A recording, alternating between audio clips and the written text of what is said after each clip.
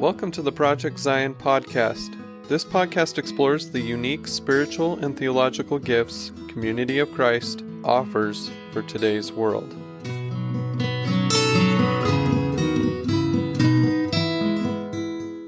Welcome. This is Cup of Joe, where we explore restoration history, and I'm your host for this series, Karin Peter. Our guest today is Sherry Mesle-Morain, and we are so glad that she is here with us. Now, Sherry's retired now, but before that, she worked in higher education, including the Director of Financial Aid Services at Graceland University, which is the Community of Christ University in Lillenas, Iowa. She has served in city government and volunteers in community projects. She's also served as president and as executive director of John Whitmer Historical Association. So some of our listeners may already be familiar with Sherry. She's also a quilter and participates when COVID is not happening in the Lillenas Mite Society, which is the longest continuously running quilting society in the state of Iowa. And there are a lot of quilting societies in Iowa, so that is quite a feat. Sherry is one of the featured presenters in the Historic Sites Foundation Spring Lecture Series, and her lecture is titled Karl Mesle, a Pastor in a Time of Turmoil. And that is an intriguing title. So hi, Sherry. Hi there, Karin. How are you?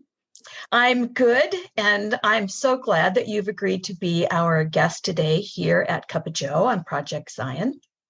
I think maybe a good way to kind of start our conversation about your lecture might be for us to hear just a little bit about Karl Mesle, who was your father.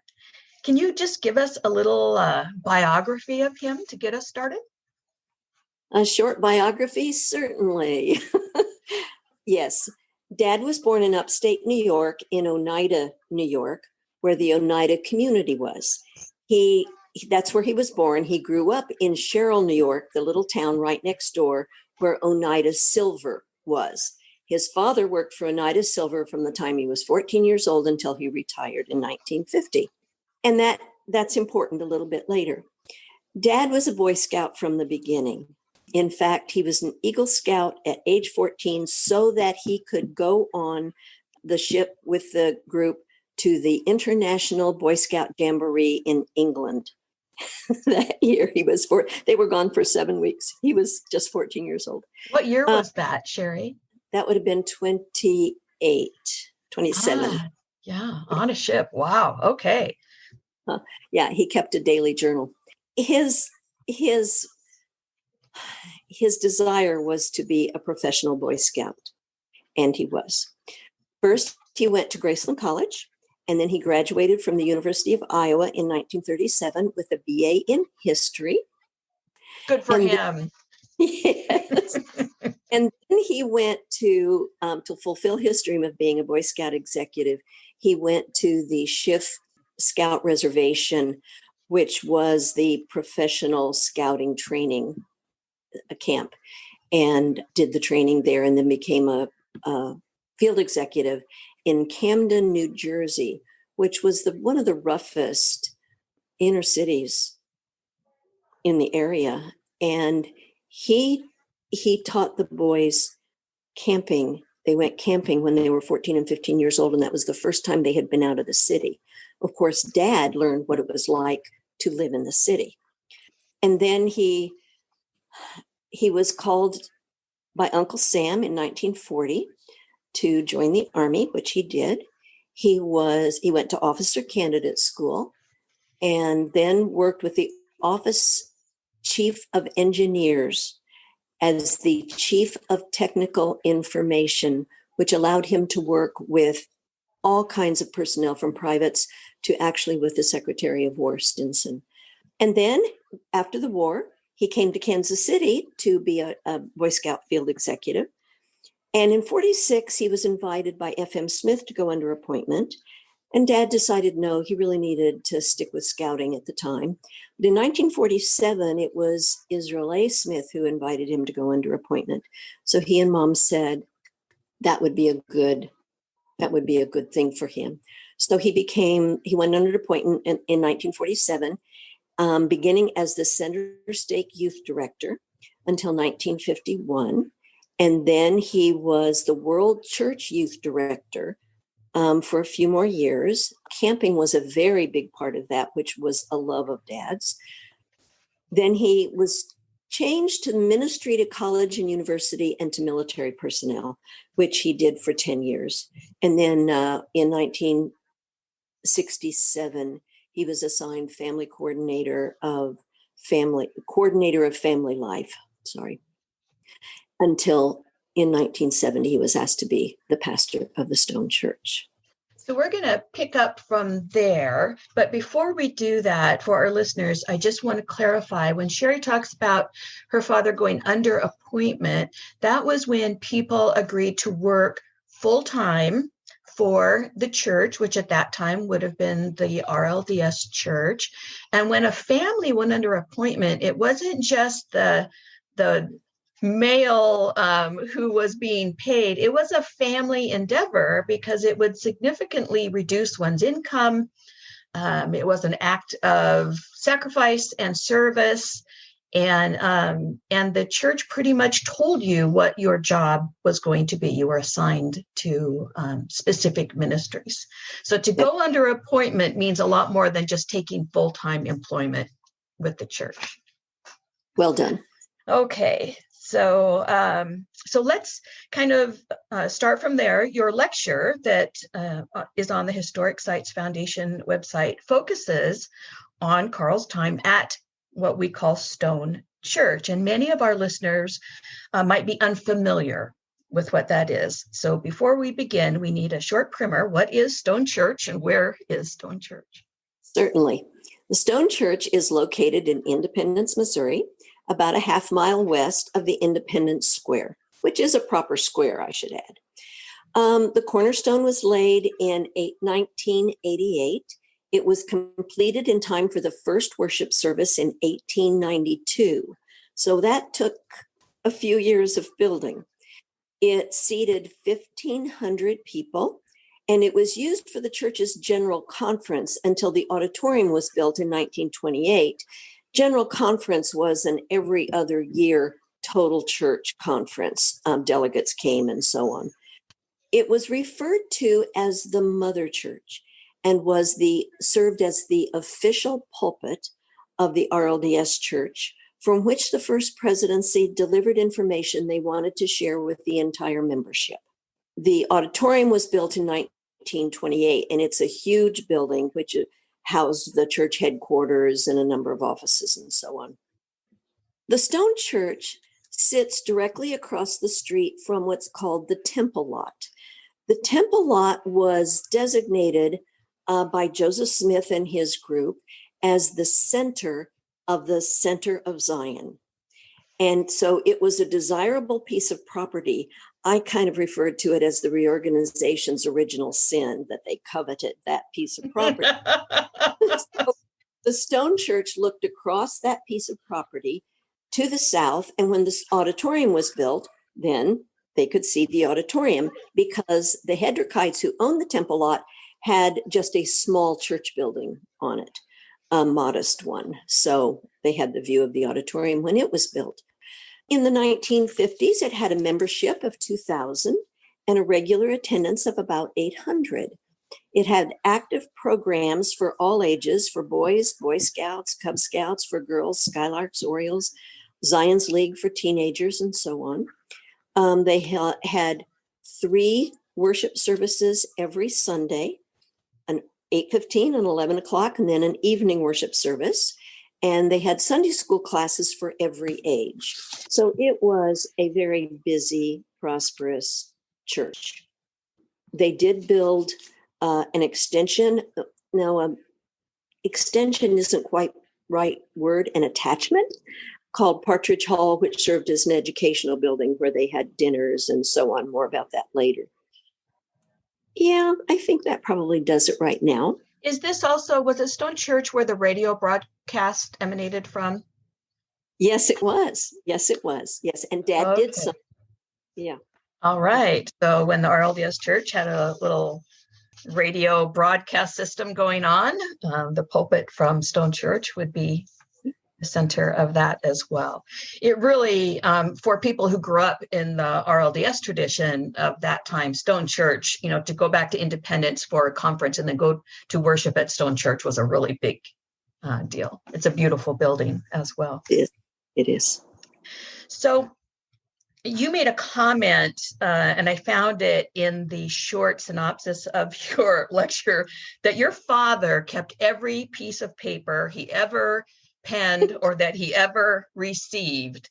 And so I'm assuming that wading through this mountain of paper must have been quite a project as you kind of decided on the topic that you were going to focus on for your paper about Karl Mesle. So how did you select this a time of turmoil that we've got going on here that we're going to talk about? It was a treasure hunt through all of his papers, and they were covered all over the living room. It was Don Landon who suggested that particular time of his church history for Dad, because he felt he was so instrumental at maintaining the Stone Church. He had to take care of both the conservatives, and we'll talk about that in the time of turmoil, but the conservatives and the progressives without alienating them. And Pat Spillman said, nobody was a better tight walker than your dad in terms of ministering to both groups at the Stone Church. Yeah. So it surprises sometimes our friends who come to us from the Latter-day Saint tradition that we have a long history of division and disagreement and trying to navigate everybody's perspective, diverse opinions and perspectives in Community of Christ. And we're very comfortable disagreeing with one another. So I look forward to hearing how that worked out. So as we go on, you had said that it was after Karl had served in many different positions at headquarters that he was assigned as pastor at Stone Church. Now, most Community of Christ congregations don't have full-time pastors. So why did Stone Church receive a full-time church-paid, church-assigned pastor? What made it so important?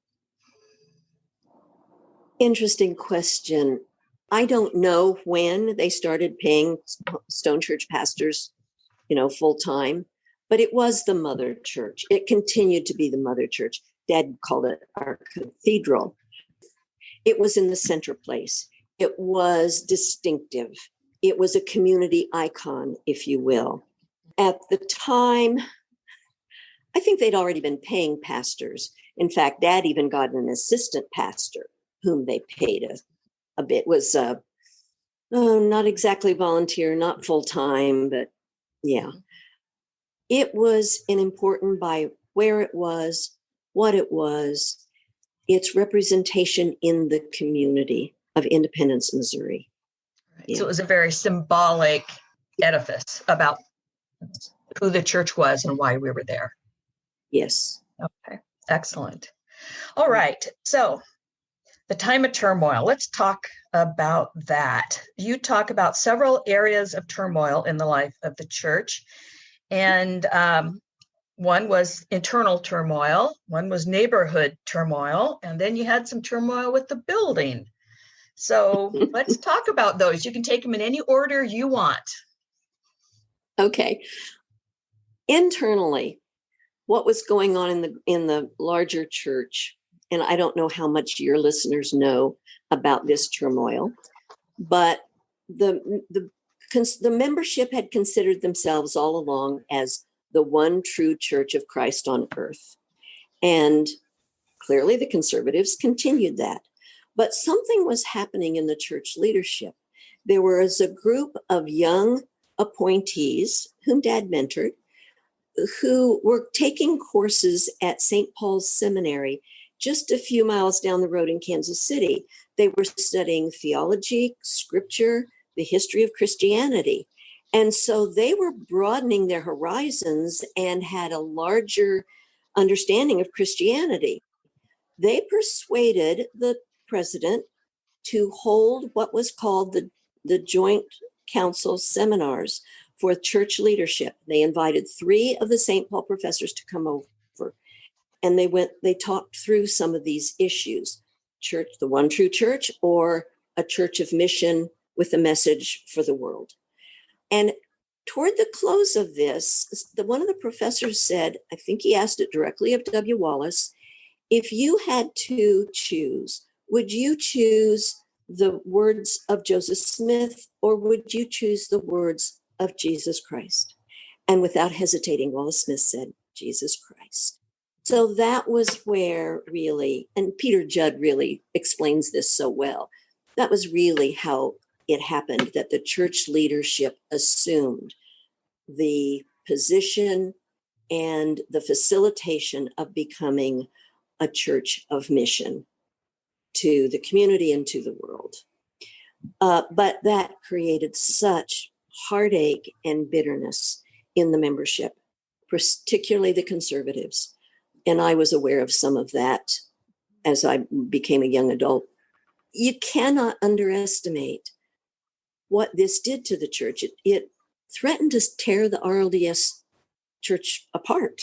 And in a sense it did, because there were splinters and splinters of splinters. So that was, and that the Stone Church was, of course, an aging congregation, and there were conservatives and there were progressives there. And so that was a large focus of the small piece of the greater turmoil, if you will. And Dad walked into the middle of that and had to minister to both sides, to all people. So what years approximately are we talking about here? Dad was pastor from 70 to 79, but it was in the 60s. Right. And what was going on nationally, as your audience recalls, was the turmoil nationally of the 60s. And that was part of this. And the church was afraid that as young people grew up, they would not accept some of just basic teachings of being the one true church and not Mormon. And so they might lose them altogether and not have a church. Right. So it was, yeah. So W. Wallace Smith, for our listeners who've kind of followed the podcast series, we've had some conversation about Joseph Smith III, who was the first president of the RLDS Church. W. Wallace Smith was his son by his third wife. His first 2 wives had passed away. I'm pretty sure it was by his third wife. Ada. So he would have been the 4th president of the reorganization.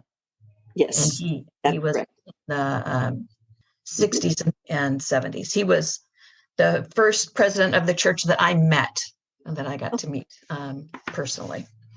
Okay, so that kind of sets that. If we can look in the greater context, what was going on in the 60s was affecting the church just like it affects every aspect of culture, and the church responds like the church has for centuries, has responded to what's going on in the culture. So progressive, conservative conflict. So what's happening in the neighborhood then, around the church? In the neighborhood, in the area around the Stone Church, the center stake office, because the church was divided into stakes in different areas of the country, the auditorium, which was the church headquarters, and the Independence Square, just a half a mile up the road, was becoming a too typical inner city with changes that were pulling in crime and drugs, and because of social and economic issues. It was just too typical of what was happening in inner cities. A letter from the center stake officials and the pastor of the Stone Church at the time, this was in 69, to the church leadership, the presidency and the bishopric, and the apostle in charge of the Stone Church at the time, in which they said, "We share with knowledgeable men of independence that the trend is yet to run its course and will not be halted until large sums of money are invested by the right people for the right reasons." And I would like to digress with a little story here. Sure. Okay, so this was in 69. In the 1990s, A man named Ken McLean and his wife, Cindy, were the right people with the right money. And they started investing in the town, the city of Independence, first along the main corridor, Truman Road, rebuilding some of the houses, renovating the houses, and then on the Independence Square, rejuvenating the businesses there, and so on. And theirs is a story to tell, and I would love to have one of these groups contact them to tell their story. Ken is a part of a major law firm in Independence, so he earns the money, and Cindy is the one who does all of the facilitating, getting these businesses going. She's the business mind, and so on. So it's pretty cool what they have done with Independence. Yeah. Okay. Anything else about the neighborhood right now? No, I think a lot of folks who are familiar with what happened in the late 60s, early 70s to communities that were located right around huge urban centers are aware that this is a common factor where people move away from the inner cities. There's a lot of white flight away from inner cities during that period of time. And so that gives us kind of an idea. And here is Community of Choirs, the RLDS center of the church, right in the midst of all of that. So what about the building? What was happening with it that was a problem? Okay, the stained glass windows were 86 years old. They leaked. It was drafty. In fact, it was so cold in the wintertime, the furnace couldn't keep up in the sanctuary, and so they had to meet downstairs. So that was one. They also had to replace the pipe organ, and that was the third pipe organ in the church. So Dad loved good music, so that was dear to his heart as well. And then the other was that some of the stones in the foundation were deteriorating, creating hazardous condition. So they had to be repaired. Yeah. The congregation in 1968 had identified these and had begun setting money aside for them. But it was the new pastor in 1970 who had to make these things happen. And so this is what Dad was needing physically as he came into this congregation in turmoil. So with an older congregation that was having some inner dialogue that caused some conflict, and in the middle of it, you have some major expenses with the building and the question of what are we going to do about the building and the surrounding neighborhood. So there's a lot going on all at the same time. And here comes Carl Mesle into the middle of it, new pastor. Yippee, this will be fun. So how did he navigate all of this? I mean, that's a lot. Now, you said he was a good tightrope walker. There's a lot of skills besides that needed here. What happened and what went according to plan and what didn't? The first story I want to tell you has to do with the windows. They hired a Catholic designer. The committee hired a Catholic designer to help them decide what windows and how to do the windows. And then his team would do the windows. And so he said, well, there were three major windows in addition to the others, but in one location, there were three major windows. And so the big question was, what are we going to do with these three windows? Are we going to put Moses or Jesus or Joseph, or what are we going to do? And Dad said, well, we have three books. Why don't we take something from each of the three books? And Ron Dixon, the designer, said, what three books? And Dad gave him the Cliff Notes version of church history and explained the three books. And so each one of those windows represents one the Bible, one the Book of Mormon, and one the Doctrine and Covenants. And people were happy with that. It also showed Dad's conservative side, his attachment to the church in church history. Yeah, that's one of my favorite stories. You know, I'm going to continue right now because when they took the old windows out, the stained glass was beautiful. And my mother, Kay Sprague Mesle, Dad's good wife, learned how to do leaded glasswork. And whenever she traveled, when she and Dad traveled, she would look for stained glass pieces. She would buy them, she would bring them home and then copy them as best she could.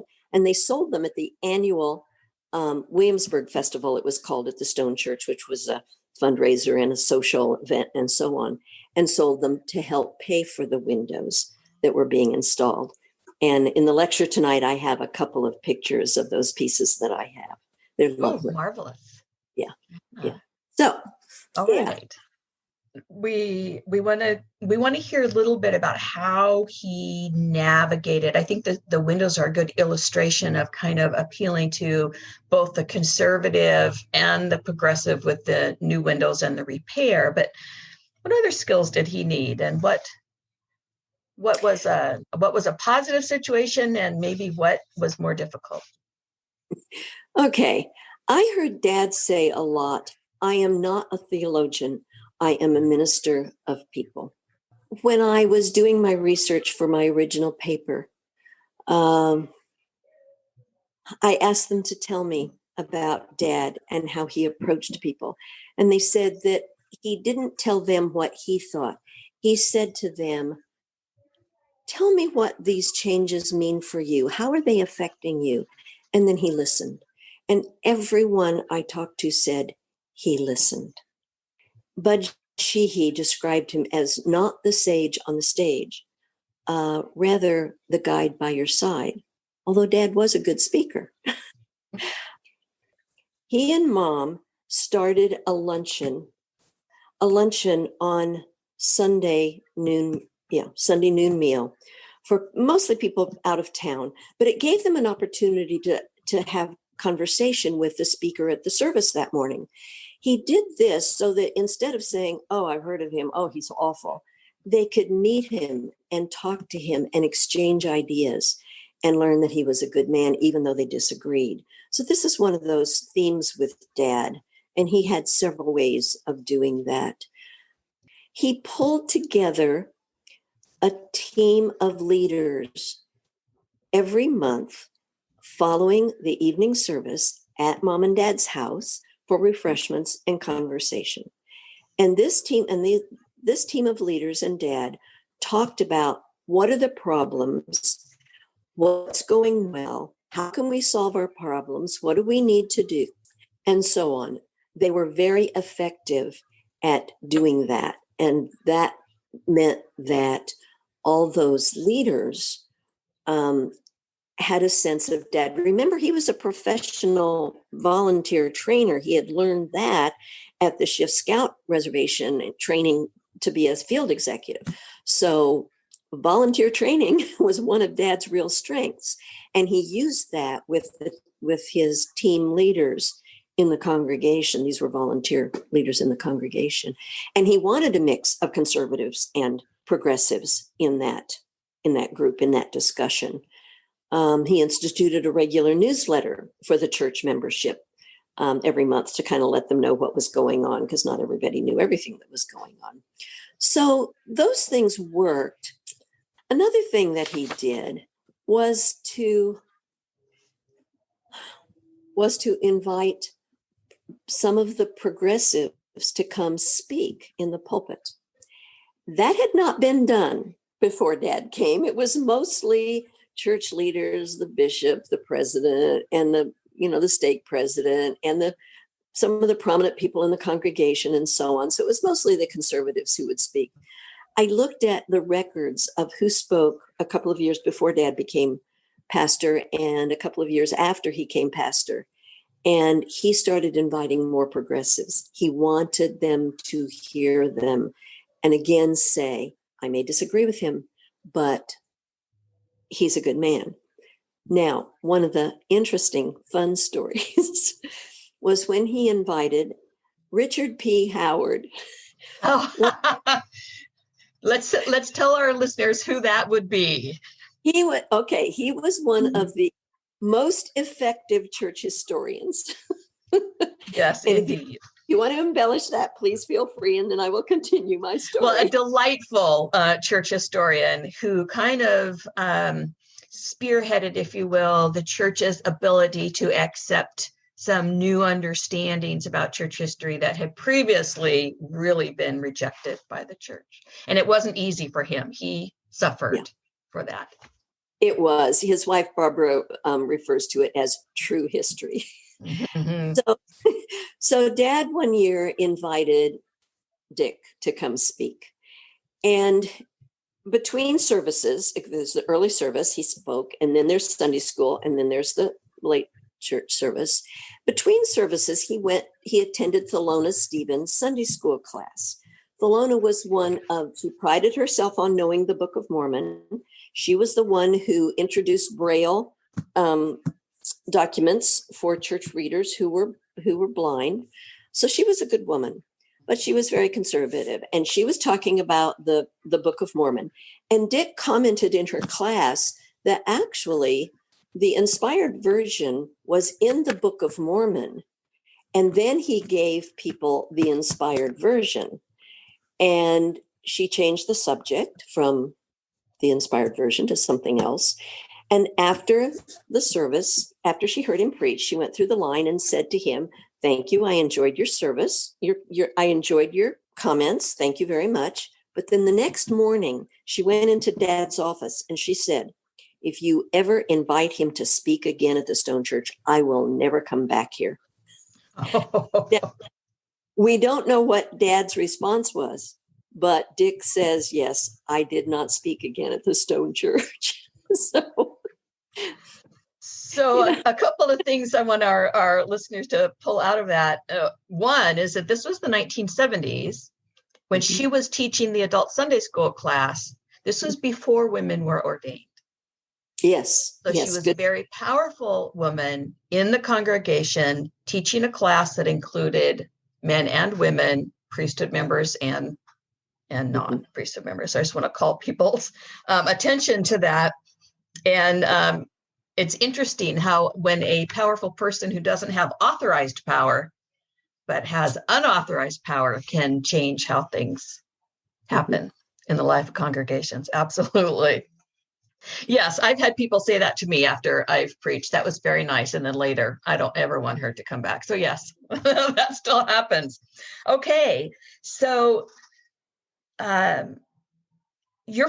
your father was able to navigate this by what we would call kind of in our lingo of our business or educational lingo at this time, excellent communication skills, excellent team building skills, excellent listening skills, and that whole idea of collecting leaders from all perspectives to get these diverse opinions, not just relying on one specific perspective to lead the congregation. So everybody had ownership in what was happening in that. So as you look at that and how he navigated some of these more difficult situations, what were some of the lessons, important lessons that we learned in that? What did Stone Church as a whole, what can we look back and go, okay, from Mesle's tenure as pastor, here's what we learned that we can carry forward? Let's touch on the neighborhood turmoil first. Okay. Excellent. Okay. Yeah, because the neighborhood was in turmoil and it was discouraging. Okay, so the first thing that Dad did as pastor was to establish a preschool at the church so that parents in the neighborhood, open to any parents, not just church members, parents in the neighborhood could use the preschool to have their children there while they went to work so that financially they could meet their family's needs. Right. The other thing that he did, he was a community developer. Along with everything else. And he assembled a group with the permission and acquiescence and teamwork of O.C. Henson, who was the stake president, treasurer, and Jerry Winship, who was the Stone Church Bishop Sagan. Mm-hmm. He assembled a group of 20 volunteers. They contributed $25 each month for 3 or 4 years, and to address the issue of affordable housing in the McCoy neighborhood. The Stone Church was located in the McCoy neighborhood. Independence had 42 different neighborhoods, and each one had a name. So they enlisted the assistance of a successful builder in town, the head of whom was a member of the church, and he had an idea for this affordable housing building. These 20 people assumed a 40-year mortgage in order to build that building, to provide affordable housing for those who were low income, for seniors, for the disabled, and so on. It's 3 stories, I think, and it's still there. Okay. Yeah.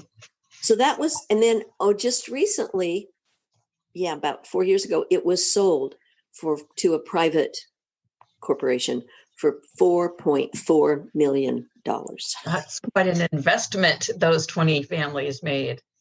Okay. And then he also initiated, now you understand he didn't do this all by himself. Oh, of course. He pulled people into his web. He initiated the Independence Neighborhood Councils.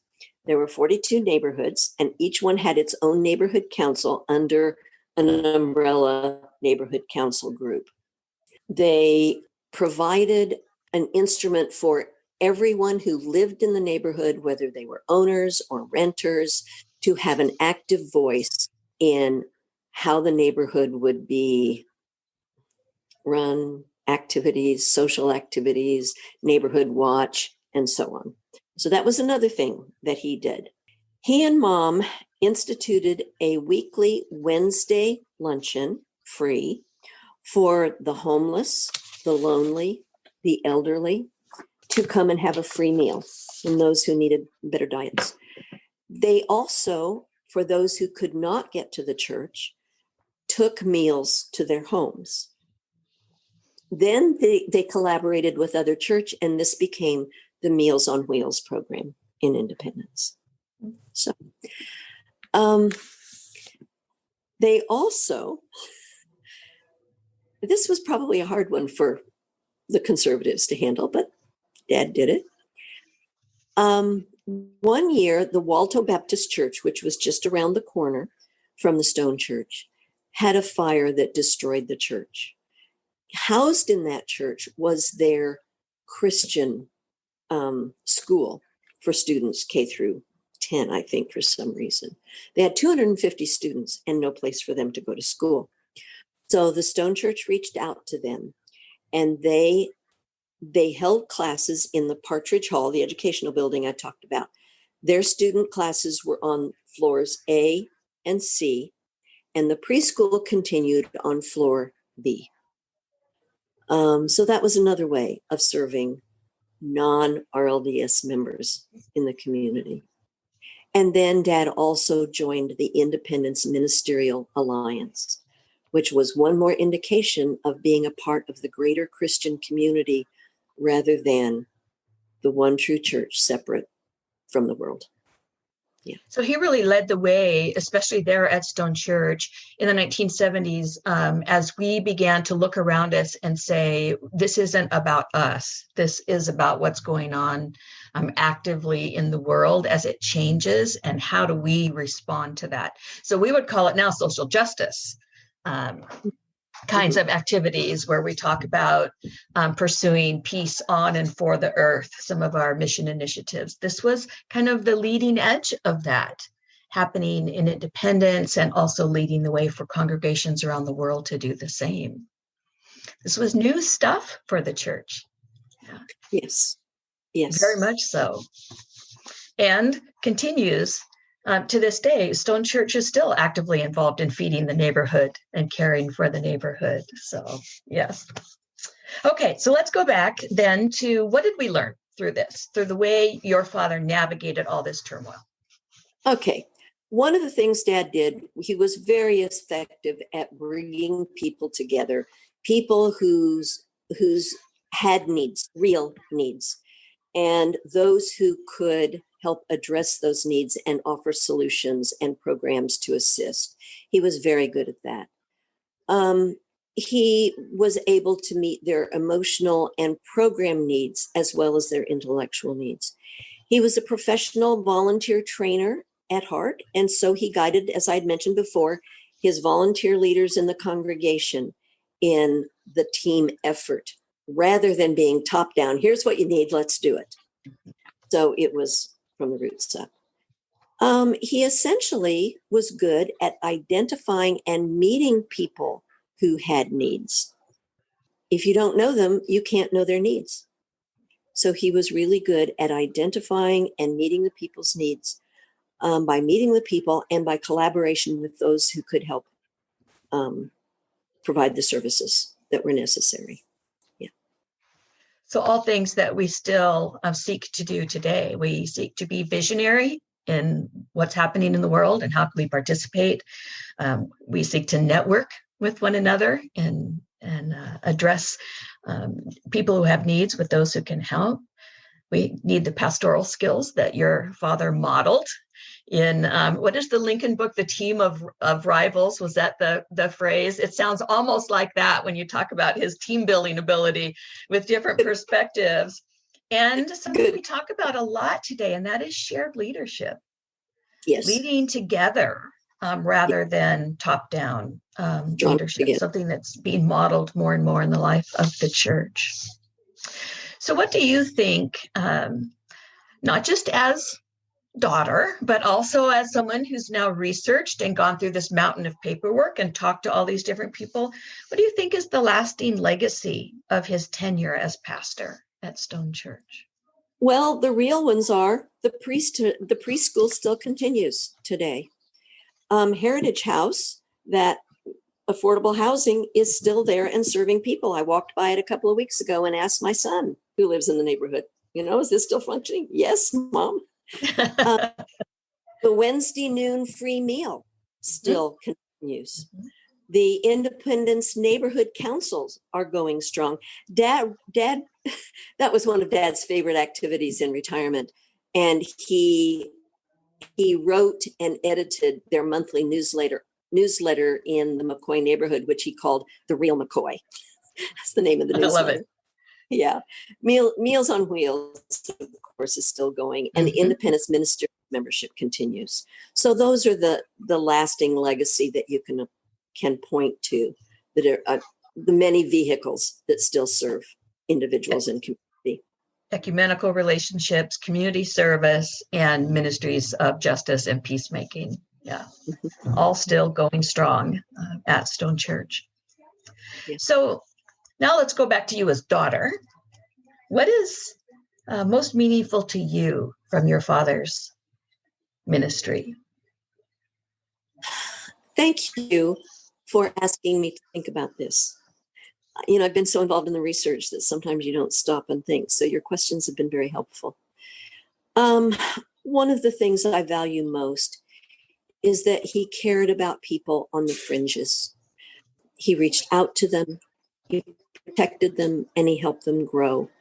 And do we have time for a story? Absolutely. Okay. One of the stories came from a woman who was a big fan of Dad's. As a young woman, she worked in the foyer of the auditorium as the operator and as guide services. And one day, a bus of school children was supposed to be coming for a program. And one of the kind of wandering man who was kind of strange but harmless, broke out into kind of a kick dance in the foyer. And she was really nervous that if the children came when he was there, that he would frighten the children. And she didn't know how to ask him to leave. But Carl Mesle was walking by. He took in the situation and he said, "Are you hungry, brother?" And the man said, "Well, yes." And Dad said, They're providing a free lunch over at the Stone Church. Why don't you go have some lunch?" Before the man could respond, he said, "I'm going over there now. I'll walk you over." So he saved the gentleman, and the school children in a very gentle way. Yes, absolutely. Yeah. Walking with, you said that Budgie, he said that earlier, that he walked with people. Guide by your side. Yes. Absolutely. I admire that he worked with groups to identify problems and find solutions together. It's what community development should be all about, as well as pastoral care. And I see that, my husband is really good at that. So I see it a lot. And also, though his personal beliefs were basically conservative, his actions were progressive. My cousin worked with him a lot on boards and so on as an adult when I did not live in Independence. And she said that her observation was that he was one of the most progressive church leaders there was, and that he did care about people on the fringes, whereas some of the church leaders were just all about appearances. So I value that Dad was able to mix those together, his personal beliefs, and still take care of others. I see him as gracefully, graciously, and skillfully facilitating the RLDS Church in its move to become a church of mission. Nicely said, Sherry. Thank you.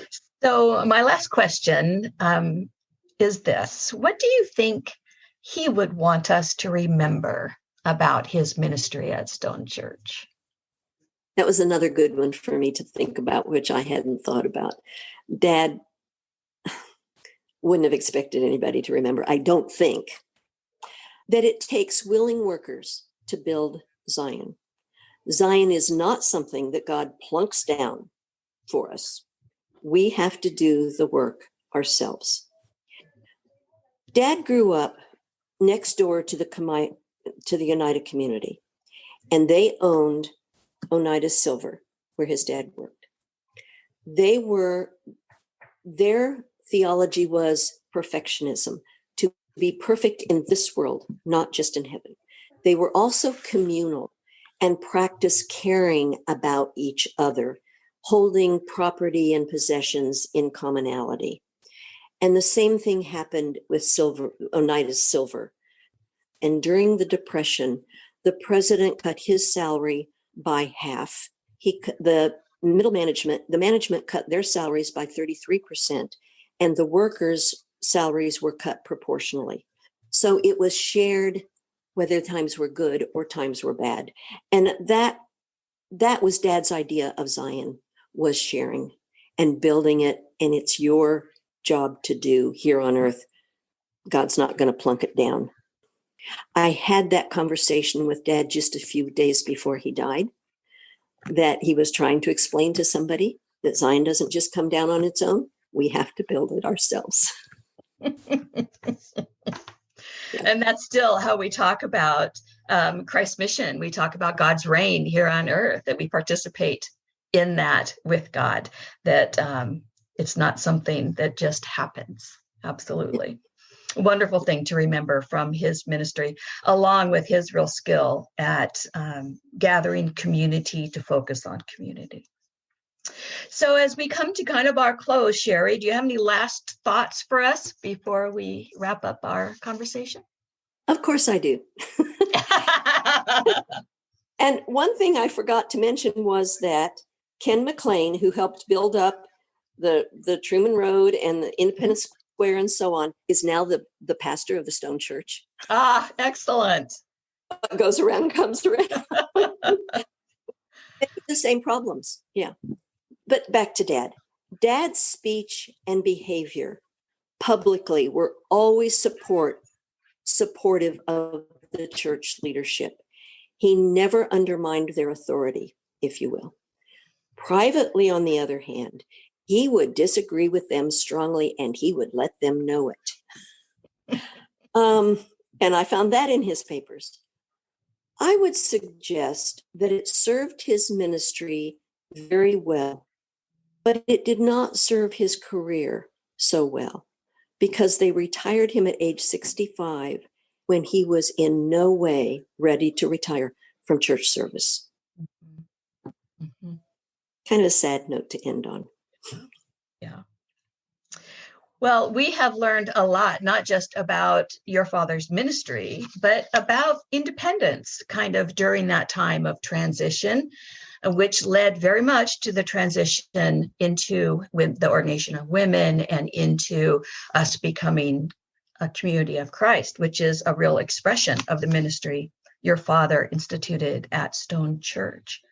So I want to thank you for helping us learn about that period of our history.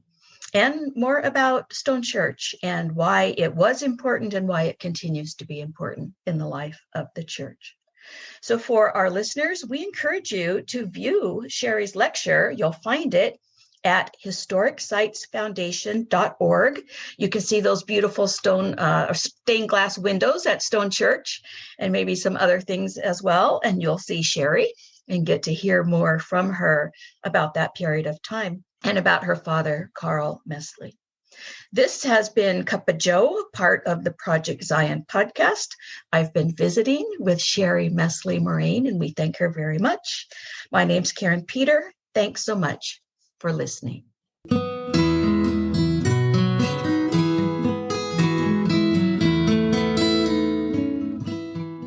Thanks for listening to Project Zion Podcast. Subscribe to our podcast on Apple Podcast, Stitcher, or whatever podcast streaming service you use, and while you are there, give us a 5-star rating. Project Zion Podcast is sponsored by Latter-day Seeker Ministries of Community of Christ. The views and opinions expressed in this episode are of those speaking and do not necessarily reflect the official policy or position of Latter-day Seeker Ministries or Community of Christ. The music has been graciously provided by Dave Hines.